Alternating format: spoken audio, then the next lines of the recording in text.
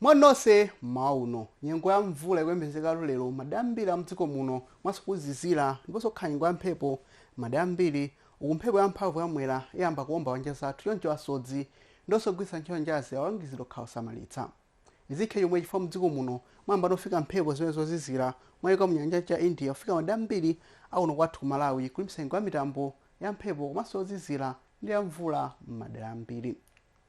Mauno kwazizira ndithu matikokwana 16 kunzuzu komanso kulumpi 19 ku Blantyre kuzomba kumlanje kulongwe kunchinji komanso kukasungu. Mitambo yonekatu mauno ochuluka komanso mvula ikuyembekeza kuyamba kugwa madera igawo chakumwera chigawo chapakati phene mwa nyanja komanso ena agawo chakumpoto. Komabe mvula izigwa mphamvu ndithu madera igawo chakumwera komanso ena agawo chapakati. Masanawa kukasolo kwa mvula madera ochuluka agawo chakumwera kufalikira madera ambiri agawo chapakati madera apo ndi apo agawo chakumpoto enanso amphepete mwa nyanja. Kutenthatu masanawa madikiko ambiri kweza chama 34 madera ochuluka amphepete mwa nyanja koma kukhala nyengo yofunda ndi madikiko 27 ku Blantyre kuzomba kumlanje 26 kunzuzu komanso kulumpi.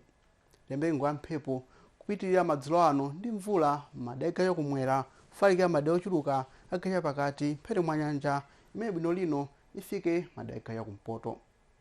Pale pano zengo zomwezi tsiku labwino.